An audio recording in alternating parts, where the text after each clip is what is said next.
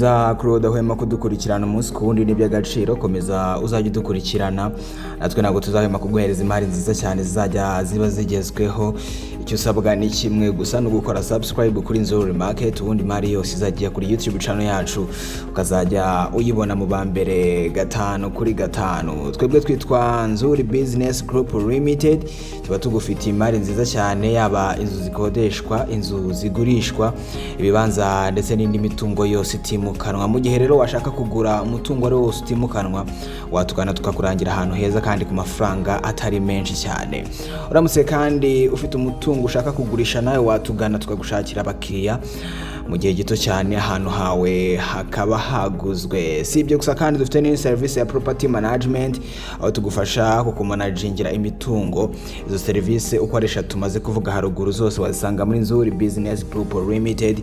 Nibuze kuguhereza nimero hasi waza duhamagaraho, ubundi wagira service muri izo ngizo navuze ukenera ukaduhamagara. Kuri uyu munsi rero ngiye kugutembereza inzu nziza cyane igurishwa, iherereye i Nyamirambo ahazwe nko mu Miduha. Watangiye uyibona, ni inzu nziza cyane iri mu kibanza kinini cyane.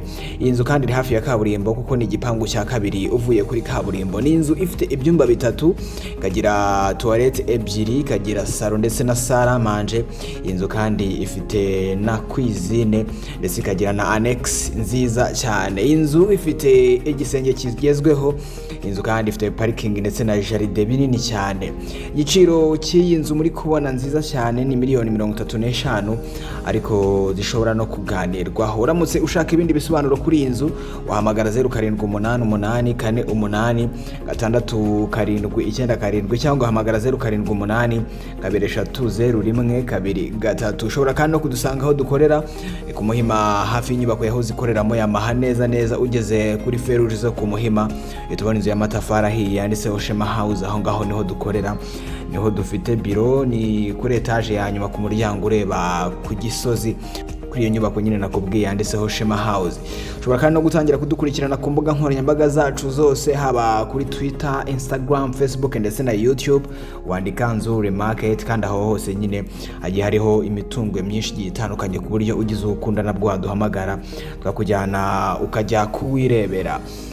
Ikaze cyane muri INZU Business Group Limited, umukiriya ugeze iwacu aba ari umwami, kandi komeze kugira ibihe byiza ndetse no kugira umunsi mwiza.